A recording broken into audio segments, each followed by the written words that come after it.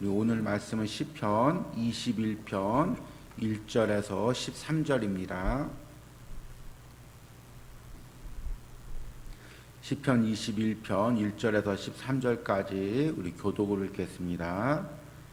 여호와여 왕이 주의 힘으로 말미암아 기뻐하며 주의 구원으로 말미암아 크게 즐거워하리이다. 그의 마음의 소원을 들어주셨으며 그의 입술의 요구를 거절하지 아니하셨나이다.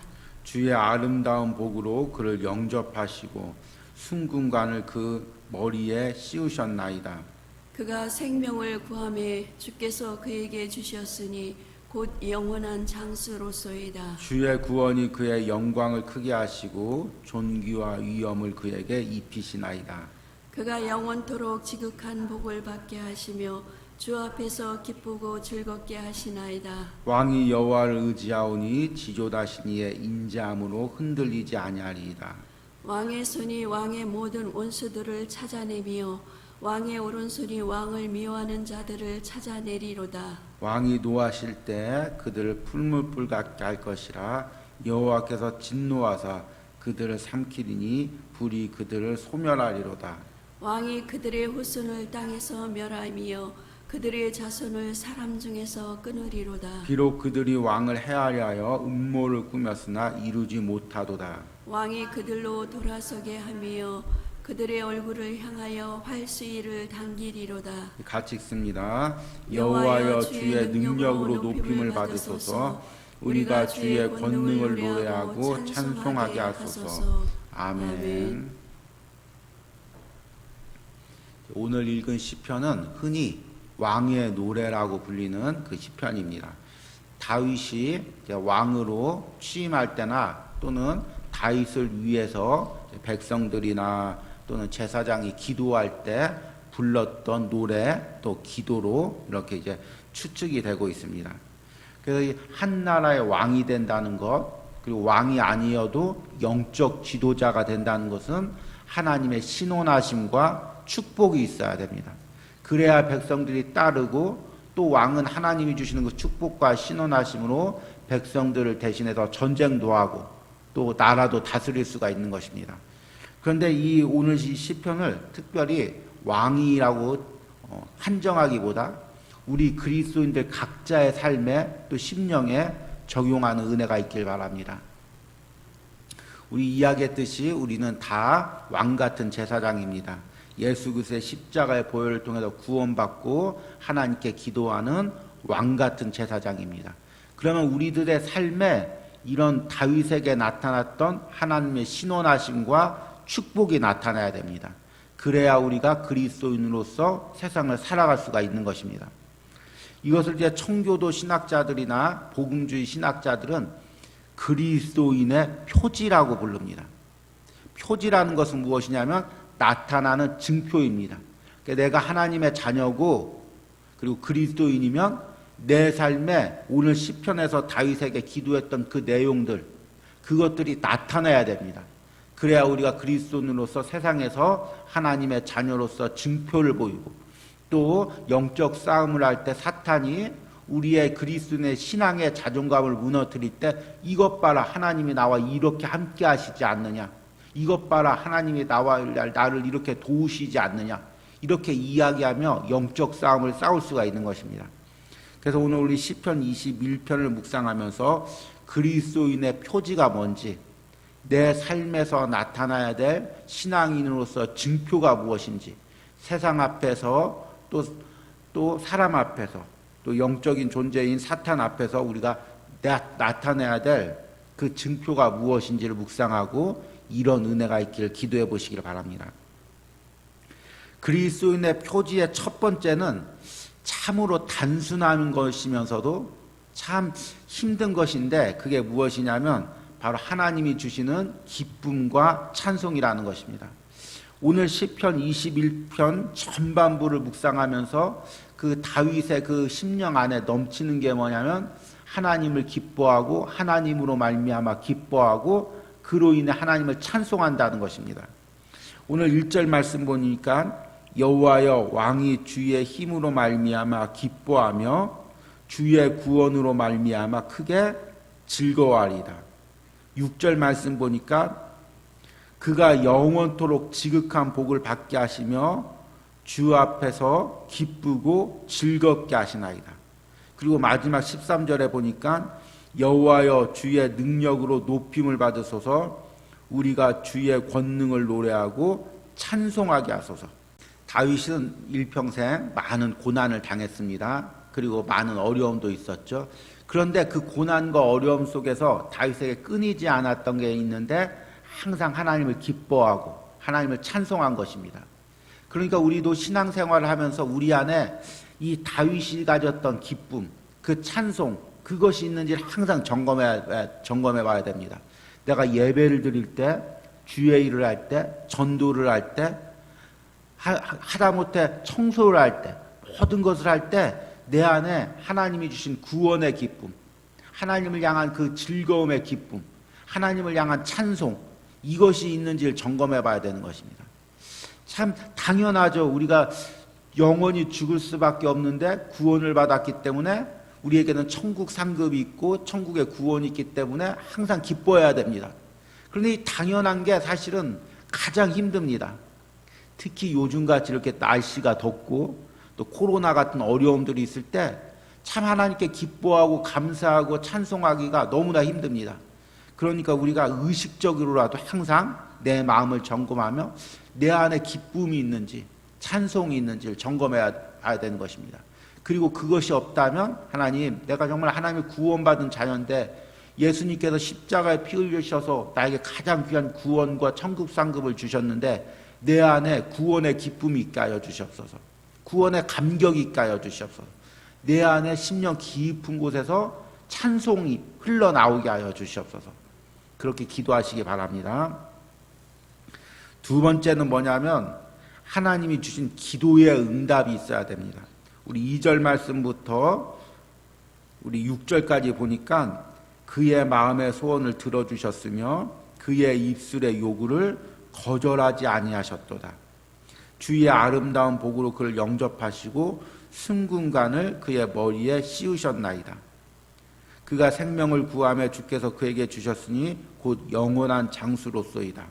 주의 구원이 그의 영광을 크게 하시고 존귀와 위엄을 그에게 입히셨나이다. 이 오늘 읽은 2절에서 5절까지는 다윗이 왕이 되기 전에 그 어려움이 있을 때 기도했더니 하나님께서 들어주시고 생명을 보존해 주시고 왕이 되게 하셨습니다. 그리고 왕이 된 후에도 그에게 생명을 연장하시고 또 하나님이 그 기도하는 모든 것들을 들어주셨습니다.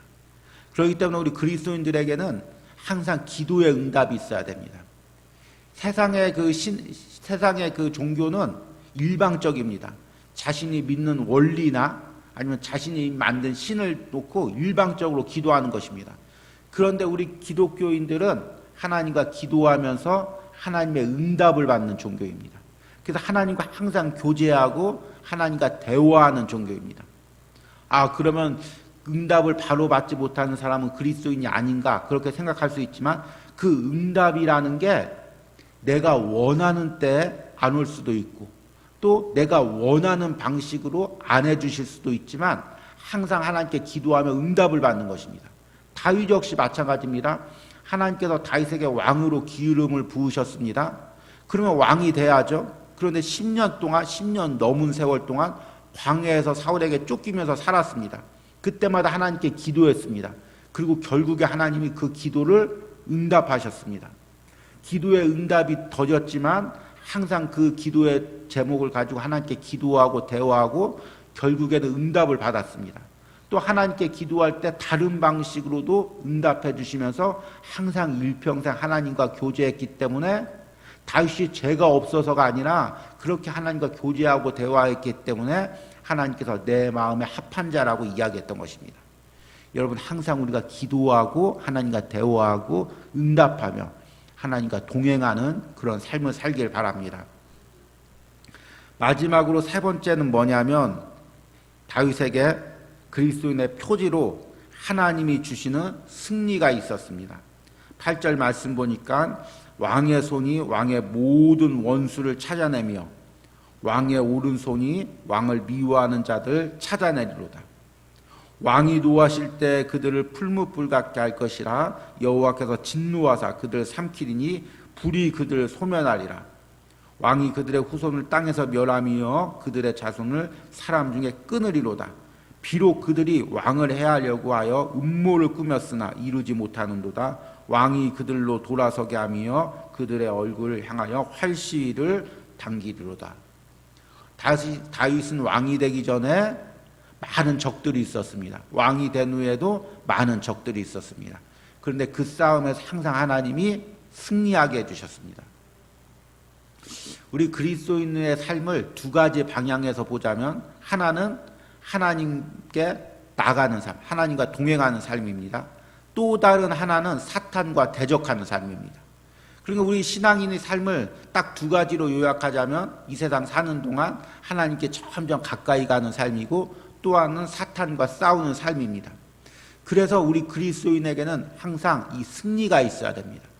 단순히 다윗처럼 눈에 보이는 사람과 싸워서 승리하는 것이 아니라 우리의 영적인 대적과 사탄에서 싸워서 승리하는 은혜가 날마다 있어야 됩니다.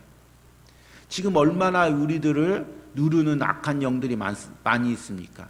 우리의 심령 가운데 역사하는 영들이 있습니까? 얼마나 교묘하게 우리를 공격하는 영들이 있습니까? 사람들이 우리를 공격할 때 여러분, 사람들을 미워하지 마시기 바랍니다. 그 사람 뒤에서 배후에서 역사하는 악한 영의 정체를 깨닫고 그 악한 영과 싸우시기 바랍니다. 그리고 그렇게 싸울 때 하나님의 승리를 맛보시기 바랍니다. 이것이 바로 우리 그리스도인들이 가지는 표지인 것입니다. 그래서 우리 그리스도인으로서 항상 기뻐하고, 그리고 하나님과 대화하며 기도하며 기도의 응답을 받고, 그리고 영적 싸움에서 승리하는 그런 은혜가 있길 바랍니다. 이 모든 것을 통해서 마지막으로 한 가지를 더 그리스도인의 표지로 이야기하자면 7절 말씀입니다. 우리 같이 한번 읽겠습니다. 왕이 여호와를 의지하오니 지존하신 이의 인자함으로 흔들리지 아니하리이다. 내가 그리스도인이고 하나님의 자녀라면 어떤 징표가 나타나야 되냐면 흔들리지 않는 신앙이 있어야 됩니다. 다윗은 일평생 얼마나 많은 공격이 있었습니까? 10년 동안 사울왕한테 쫓길 때 아마 포기하고 싶었을 것입니다. 나는 왕으로 기름 부음 받은 게 잘못된 건가 봐. 하나님이 나와 함께 하시지 않는가 봐. 하나님이 나와 함께 하신다면, 내가 왕으로 선택을 받았다면 왜 이런 내게 고난이 있지? 그렇게 무너지고 흔들릴 수가 있습니다. 그런데 다윗은 끝까지 그 신앙과 소망을 잃지를 않았습니다. 그리고 하나님의 왕이 된 후에도 수많은 영적 싸움에서 흔들리지 않았습니다. 참 이 시대에 흔들리지 않는 그리스도인들을 찾기가 참 힘듭니다.